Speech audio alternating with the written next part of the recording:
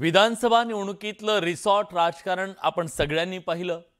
अगदी मुंबई गोव्यापासून ते थेट गुवाहाटीपर्यंत हे रिसॉर्ट राजकारण होतं।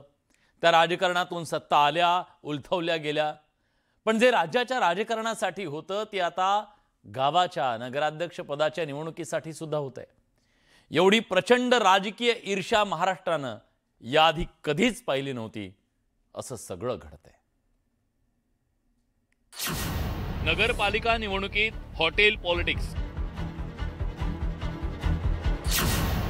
कागलमधील शिवसेना आमदार अज्ञातस्थळी। कोल्हापूरच्या कागलमधील नगरसेवकांना हॉटेल वारीची संधी लाभली आहे। याला कारण ठरलंय ते कागलमधील घडलेल्या राजकीय घडामोडी। कागलमध्ये पारंपरिक प्रतिस्पर्धी असलेल्या हसन मुश्रीफ आणि समरजित घाटगे यांनी युती करून अनेकांना धक्का दिला। त्यामुळे हसन मुश्रीफ यांच्या राजकीय चातुर्याची चर्चा झाली। याच्या दुसऱ्या दिवशी मुश्रीफ यांनी खेळी करत शिवसेनेच्या उमेदवाराला माघार घ्यायला भाग पाडत त्यांच्या सुनेला बिनविरोध निवडून आणलं। तर ही संपूर्ण निवडणूकच बिनविरोध करण्याचा त्यांनी डाव सुरू केला। मुश्रीफ यांनी पत्ते ओपन करायला सुरुवात करताच शिंदेची शिवसेना सावध झाली। त्यांनी आपले सगळे उमेदवार सहलीला पाठवत मुश्रीफ यांचे मनसुबे धुळीला मिळवले। या आघाडीने पक्षासाठी पाठिंबा दिलेला आहे आणि उमेदवारी आपली परत घेतलेली आहे।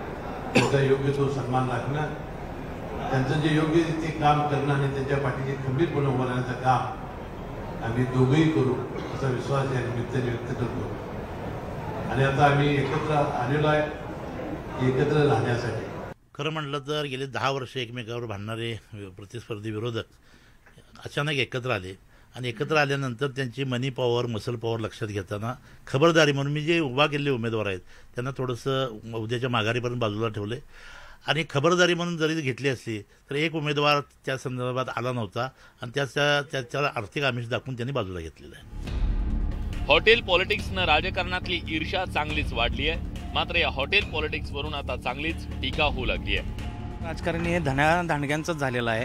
आता जर पाहायला गेलं तर तिथं त्या ठिकाणी जे शिवसेनेचे उमेदवार आहेत त्यांना इतर ठिकाणी सहलीसाठी नेलेला आहे। लाखो रुपयांचा खर्च ह्याच्यावर होतोय। तर आम्ही एक नागरिक म्हणून विचार करतोय की हाच निधी जर त्यांनी विकास कामांसाठी वापरला तर जनतेचं भलं होईल। जोपर्यंत जनता आपलं मत हे दारूवरती, मटणावरती, चिकनवरती, तांबड्या पांढऱ्या रश्श्यावरती विकणार आहे तोपर्यंत हे हॉटेल पॉलिटिक्स सुरूच राहणार आहे। जनतेनं खरं तर या सर्व प्रश्नावरती आंदोलन करायला पाहिजे आणि जनतेनं सांगायला पाहिजे की हे दारू, मटण, चिकन, रस्सा आणि 5 वर्ष बोंबलत बसा हे आता बंद झालं पाहिजे।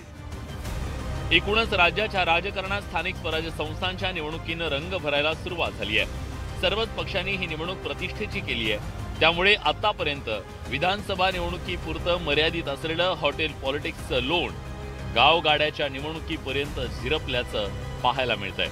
ज्ञानेश्वर साळोखे, न्यूज 18 लोकमत, कोल्हापूर।